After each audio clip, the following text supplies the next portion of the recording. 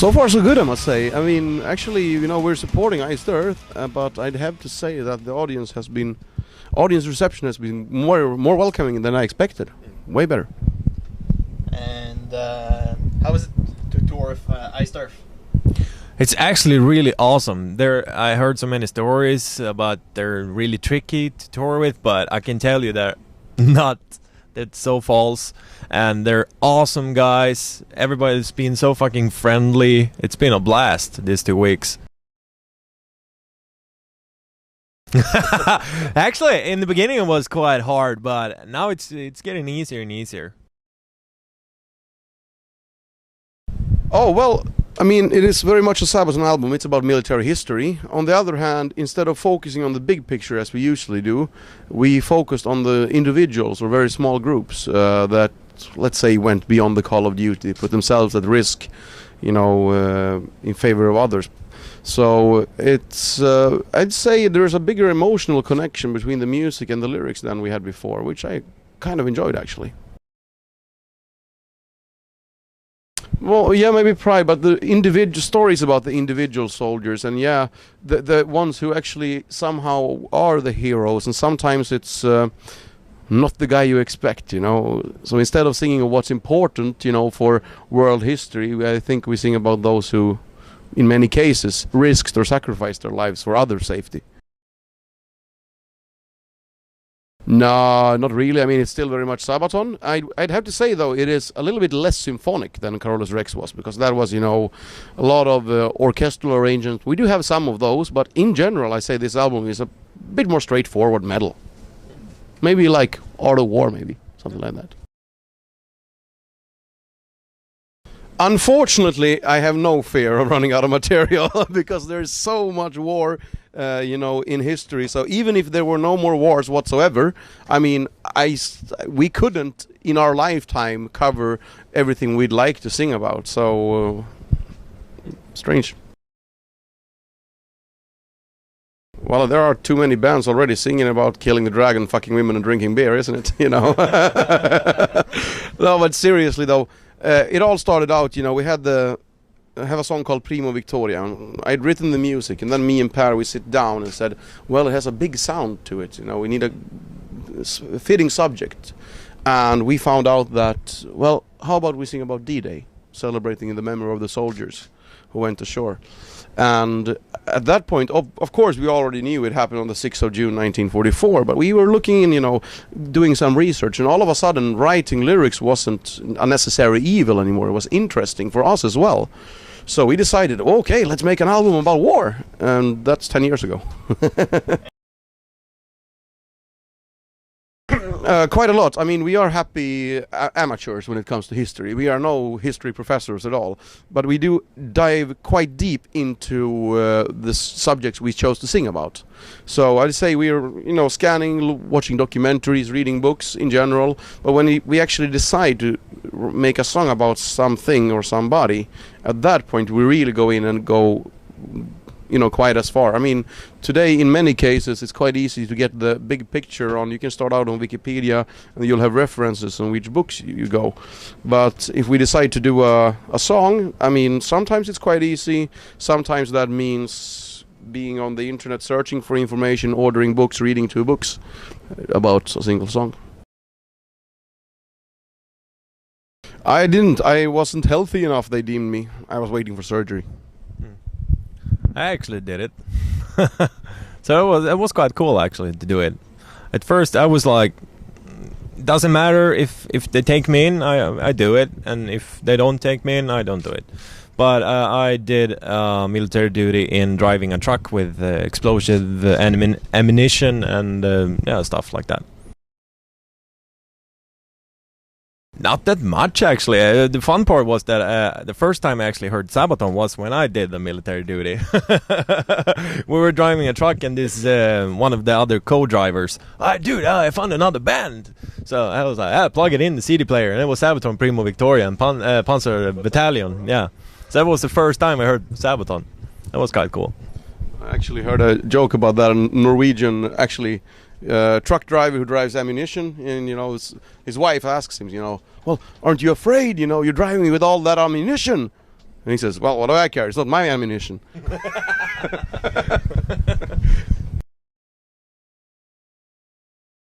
Yeah, I mean, sometimes it's quite honoring to hear them that they, we're just about to go into battle, and I mean, of course, we're scared, and this will hopefully, help us through the situation. And if it's used in that way, I'm actually feel quite honored that it can help somebody through such an extreme circumstance as a battle might be, or But on the other hand, I've also seen people basically warming up to kill, and that's not the intention of our music.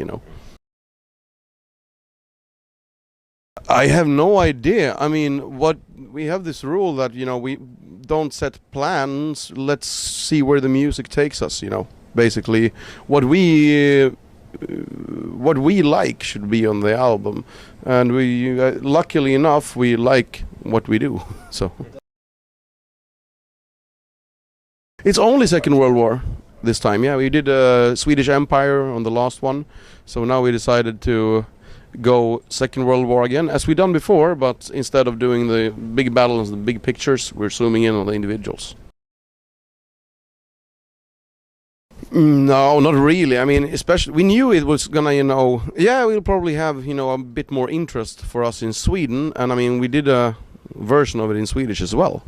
But we didn't expect that explosion, because it sold 60,000 copies in Sweden now, which is platinum. And the last time a Swedish rock or metal band sold platinum was when Europe did the final countdown. So we did not expect that. Oh yeah, right. I didn't remember that until he said that. Yeah, it's a tricky thing because basically moving around on stage is tough enough when it's a little bit tight already, and if you especially want to move around and maybe sneak past each other, I mean, a slippery stage, that is basically a death sentence actually. So I did it barefoot that time, I remember. That's right, I remember now. Oh, well, as soon as if it's slippery and I get better grip, then I'll take my shoes off for sure. But I got some actually same boots as Norwegian police commandos use now, so they should be good. And it was about the slippery thing. It was quite difficult when we did our headline tour in Europe, and we had these metal ramps we ran up for, and some of the shows were so hot it got like condensed on them, so it was like condensation. So it was like dripping water from them. So I tried to run upstairs for the ramp, and I looked like Fred Flintstone's like going, and it was really fucked up.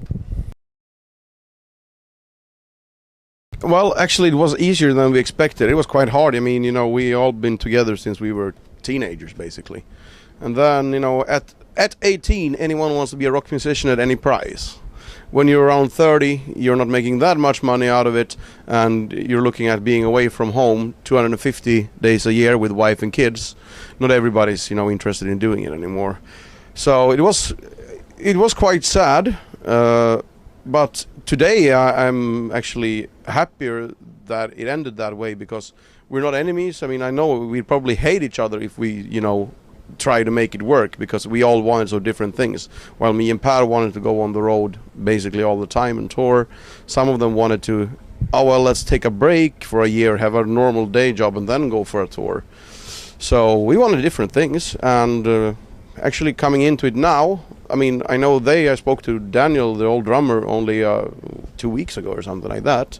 I know for a fact, they're more happy now because they have their own band, they can play heavy metal at their own pace, and we can go all in, and everybody's happy on the tour. So it hasn't been this much fun for me to do heavy metal for maybe 10 years, because it's everybody's on the same page. Yeah, I mean, not to be negative about our old guys, but as I said, we started as teenagers and we weren't the best musicians in town. So normally we have a you know, a week and a half or something like that for rhythm guitars and some extras. And Chris and Tubbe did everything in 4 days, including overdubs and guitar solos. So I really wasn't expecting that. So I'm like, okay, we're done. Okay, you're done for the day. No, we did all the guitars on the album. What the fuck? I'm not done with the lyrics yet. Yeah. You remember that? That was in Primo Victoria. You don't know that story? No. I was... I forgot about the song Metal Machine. You know, we had that one, and I thought the whole album was, you know, complete. And then I'm sitting at the bathroom, you know, something like that. And then they shout at me, "Hey, Joakim, it's time for you to sing." I'm like, "Oh, I did them all already." "No, the final song, the catchy one." Oh, fuck. You know, I realized that I had no lyrics for that song. So I just took, you know, a toilet paper roll. I had a pen, and there were a lot of metal magazines in the toilet, you know. So... It's close to midnight and he's barking at the moon. You know, yes, making up funny stuff. You know, how many song titles can I fit into this song? Yeah. And then I went out. Okay, guys, I'm ready now. Oh, cool idea. Yeah, I've been thinking about that for a long time. No, I did it again on, what's the second one? Atero Dominatus. We have a song called Metal Crew, which has all the band names in it. And then we didn't do it on Art of War because it didn't fit the concept. And then we did it again on Coat of Arms. We had a song called Metal Ripper, which we ripped vocal lines, you know, text, lyrical lines from other bands. And then... we didn't do it on Carolus Rex because once again didn't fit the subject. On this album it's available as a bonus, I think on the Digipack, and that is the song is called Man of War. And the lyrics consist only of Manowar song titles. Well, there's gonna be a lot of Sword and King and such things, metal in it. Actually getting a nice touch on the, you know, to make it sound when we wrote the music. It was actually me and Hannes, the drummer, who did that one. You know, to get the music sounding like Manowar without overdoing it. That was kind of tricky actually. But the lyrics, to be honest, that's more fun, you know. I think it comes with the style of music we're playing and that we like. I mean, obviously sometimes we do focus on getting it extra marching, or you know, but sometimes I mean, I don't think about it too much. I think it comes from what we do in the beginning actually. Usually this guy, but I don't like it, so there is no cable this time. No. That was the first story. Yeah. Being, you know, you're having a tour and you got, you know, several other bands. You're listening to music backstage, and then you do a show for 1.5 hours. Yeah, if there's gonna be music, the last thing I want is death metal. But you know, that's what he'd go off stage, you know, every night, 5 days in a row. And okay, we did a show. We listened to 3 support bands now. Dissection. And I'm like, oh fuck, kill me now, you know. Yeah, I mean, if I'm at home and, you know, I don't have music around me all the time, I prefer to listen to metal. But if I'm on the road and, you know, or in the studio, I think it's a nice change to hear something a bit softer, actually. Maybe not Britney Spears, but maybe Dire Straits or ABBA, you know. Yeah. No, merci beaucoup, actually, or thank you, depending on your language. We had quite a few good shows here, I remember. We never had the biggest crowds, but they were always very enthusiastic. Yeah. Ever since the first time we were here with Accept in 2011. Heavy fucking metal.